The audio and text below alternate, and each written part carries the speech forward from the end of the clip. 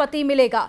तो एक बड़ी खबर आपको बता रहे हैं, देश के 15वें उपराष्ट्रपति के चुनाव के लिए वोटिंग प्रक्रिया पूरी हो चुकी है और अब काउंटिंग शुरू हो चुकी है। वोटिंग के दौरान प्रधानमंत्री नरेंद्र मोदी ने पहला वोट डाला था। विपक्ष के सांसदों ने भी मतदान में हिस्सा लिया। अब उपराष्ट्रपति चुनाव के नतीजों का इंतजार है और तकरीबन रात 8 बजे तक नतीजों का ऐलान हो जाएगा और उपराष्ट्रपति चुनाव में सीधी टक्कर एनडीए के उम्मीदवार सीपी राधाकृष्णन और विपक्ष के उम्मीदवार बी सुदर्शन रेड्डी के बीच में है। तो थोड़ी देर में नतीजे आ जाएंगे और देश को 15वां उपराष्ट्रपति मिल जाएगा। एक बड़ी खबर आपको बता रहे हैं, आज चुनाव हुआ और पहला वोट प्रधानमंत्री नरेंद्र मोदी ने डाला।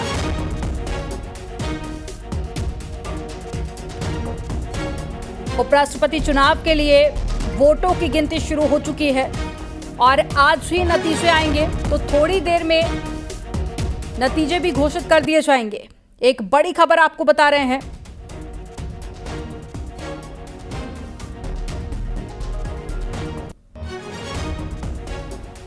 तो तस्वीरें आपके सामने हैं।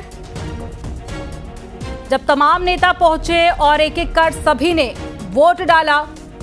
पहला वोट प्रधानमंत्री नरेंद्र मोदी ने डाला था। तो देश के 15वें उपराष्ट्रपति के चुनाव के लिए वोटिंग की प्रक्रिया फिलहाल पूरी हो चुकी है। वोटों की गिनती शुरू हो चुकी है और अब इंतजार है नतीजों का। तो कुछ ही मिनट बाकी हैं जिसके बाद में नतीजे आ जाएंगे। जगदीप धनखड़ के इस्तीफे के बाद में उपराष्ट्रपति का पद खाली था, जिसको लेकर आज चुनाव हुए, वोट डाले गए और बीजेपी के नेतृत्व वाले एनडीए गठबंधन ने सीपी राधाकृष्णन को अपना उम्मीदवार बनाया। तो वहीं विपक्षी खेमे में बी सुदर्शन रेड्डी को मैदान में उतारा गया। तो थोड़ी देर में ये तय हो जाएगा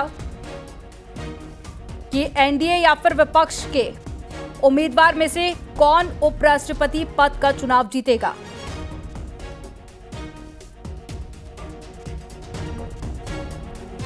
एनडीए के उम्मीदवार और महाराष्ट्र के राज्यपाल सीपी राधाकृष्णन, विपक्षी दल एनडीए इंडिया ब्लॉक के उम्मीदवार और सुप्रीम कोर्ट के पूर्व न्यायाधीश बी सुदर्शन रेड्डी के खिलाफ बढ़त बनाए हुए थे।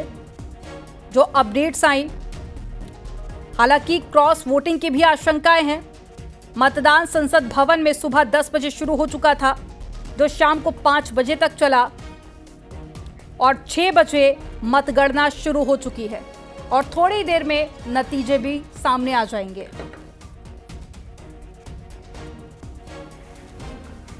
और ज्यादा जानकारी के साथ में दिल्ली से अनूप गुप्ता हमारे साथ में जुड़ गए हैं। अनूप, मतदान हो चुका है और मतगणना भी शुरू हो चुकी है। अब बस थोड़ा ही इंतजार करना होगा, जिसके बाद में तस्वीर पूरी तरह से साफ हो जाएगी। लेकिन क्या अपडेट मिल पा रही है, कब तक अनाउंस हो सकता है उपराष्ट्रपति का नाम? और इसके अलावा क्योंकि क्रॉस वोटिंग को लेकर भी आशंकाएं जताई जा रही थी, तो फिलहाल क्या अपडेट है? देखिए, आपको बता दूं कि काउंटिंग की प्रक्रिया जो है वो जारी है और जो सूत्र बता रहे हैं उसके मुताबिक तकरीबन 1 घंटे के बाद आपको रिजल्ट जो है मिल जाएगा। चूंकि 768 कुल जो मत पड़े हैं इस उपराष्ट्रपति चुनाव में, वो 768 पड़े हैं। 781 एलिजिबल वोटिंग है, इसमें 781 वोट पड़ने थे।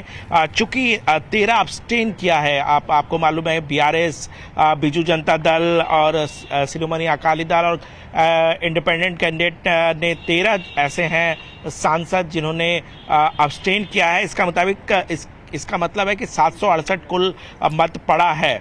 दूसरी तरफ आपको बता दूं कि सबसे बड़ी बात है कि जो बीजेपी की तरफ से दावा किया जा रहा है कि एनडीए के तरफ से 427 टोटल 427 वोट पड़े हैं। और दूसरी तरफ जयराम रमेश का ट्वीट सामने आया है, जिसमें उन्होंने खुद ये बात कबूली है कि 315 वोट जो हैं वो इंडिया ब्लॉक्स के पड़े हैं।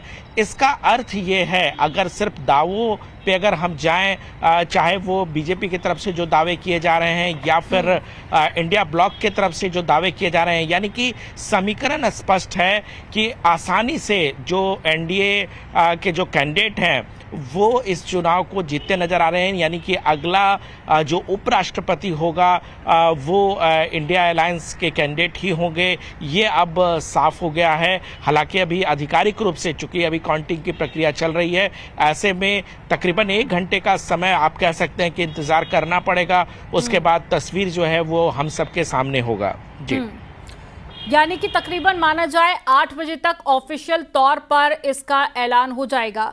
लेकिन अनूप, कल तक ये भी खबरें आ रही थी कि इंडिया ब्लॉक के भी कुछ ऐसे जो गठबंधन के दल हैं वो वोटिंग के लिए तैयार नहीं हुए हैं या फिर वो वोटिंग से कहीं ना कहीं पीछे हटते हुए नजर आ रहे थे। और कल तक ये भी खबरें थी कि इंडिया ब्लॉक को भी एक बड़ा झटका लग सकता है।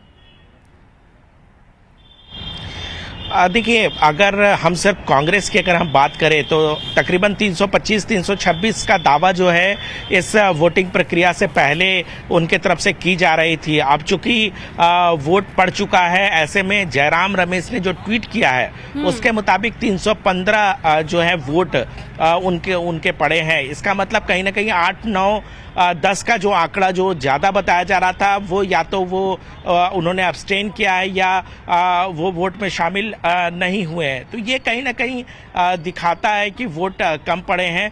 दूसरी तरफ जिस तरीके से एनडीए अलायंस का वोट उनके तरफ से कहा जा रहा है कि टोटल 100% वोट जो है एनडीए अलायंस का जो है वो टोटल वोट हुआ है। इसका मतलब है कि क्रॉस वोटिंग जैसी स्थिति शायद अभी देखने को नहीं मिल रही है। हाँ, ये जरूर है कि कुछ जरूर आपको सांसद अब्सटेन के तौर पर सामने दिखेंगे बाद में आपको, लेकिन इतना तय है कि इस पर एनालिसिस तो बाद में किया जाएगा। फिलहाल ये तय हो जाता है जिस तरह से दावे किए जा रहे हैं बीजेपी की तरफ से और कांग्रेस की तरफ से कि आसानी से एनडीए अलायंस के जो कैंडिडेट हैं वो आसानी से उपराष्ट्रपति चुनाव जीतते दिख रहे हैं। ये अब साफ हो रहा है। हालांकि आप कह सकते हैं कि अभी से 40-45 मिनट इंतजार करना पड़ेगा। उसके बाद आधिकारिक रूप से राज्यसभा सचिवालय की तरफ से प्रेस कॉन्फ्रेंस की जाएगी और इसकी घोषणा कर दी जाएगी। जी अनूप, जैसे कि आपने बताया कि ज़्यादातर जो उम्मीदें हैं कि इंडिया ब्लॉक के ही उपराष्ट्रपति बनेंगे, लेकिन बीच में दोपहर तक खबरें ये भी सामने आ रही थी कि क्रॉस वोटिंग भी हो सकती है। हालांकि इसकी संभावनाएं बहुत कम है। तो क्या ये उम्मीद करना ठीक होगा कि लास्ट मोमेंट पर कुछ चेंजेस हो सकते हैं या फिर काउंटिंग के बाद में कुछ और भी तस्वीर सामने आ सकती है? देखिए, यहाँ एक बात बता दूं कि एनडीए अलायंस के जो उम्मीदवार हैं वो चुनाव जीतते हुए दिख रहे हैं। इंडिया अलायंस को जो इंडिया ब्लॉक है उनके कैंडिडेट जो है वो चुनाव हार जाएंगे। हालांकि शुरुआत से इस बात का अंदेशा था, क्योंकि जो अंकगणित है, जो समीकरण था, वो कहीं ना कहीं सरकार के पक्ष में था, कहीं ना कहीं जो एनडीए अलायंस है उनके पक्ष में था। सबसे बड़ी बात यह है कि आज के बाद जो विश्लेषण है वो इस बात पे होगा कि जो हार जीत का अंतर है वो हार जीत का अंतर कितना होता है। हालांकि अभी जो दावे किए जा रहे हैं उसके मुताबिक 100 से ज़्यादा वोटों का अंतर जो है वो हार जीत का होने वाला है। हालांकि ये भी एक तरह से बीजेपी के लिए सेटबैक कह सकते हैं, क्योंकि देखिए 2017 और 2022 में एक बड़े मार्जिन से जो है एनडीए अलायंस का जो उम्मीदवार थे, 2017 में वेंकैया नायडू ने 200 से ज़्यादा मतों के अंतर से अपने प्रतिद्वंदी को हराया था। इसके अलावा जो 2022 में जगदीप धनखड़ थे, उन्होंने 300 से ज़्यादा मतों के अंतर से उन्होंने हराया था अपने प्रतिद्वंदी को। तो ये कहीं ना कहीं एक जो बेंचमार्क स्थापित हुआ था, जिस तरह से स्ट्रेंथ दिखाया गया था एनडीए अलायंस के तरफ से, वो शायद यहाँ पर नहीं देखने को मिलेगा। और अगर 100 या 125 वोटों के अंतर से अगर एनडीए अलायंस के उम्मीदवार अगर जीतते हैं तो कहीं ना कहीं ये थोड़ा सा जरूर सेटबैक होगा।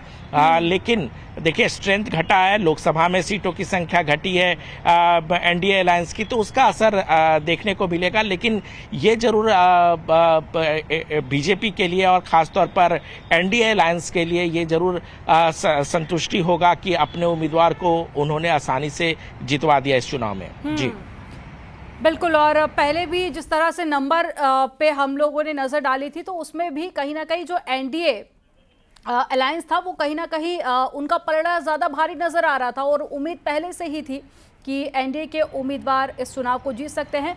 आप नजर बनाए रखिएगा। अनूप, जानकारी देने के लिए बहुत शुक्रिया आपका। और यहाँ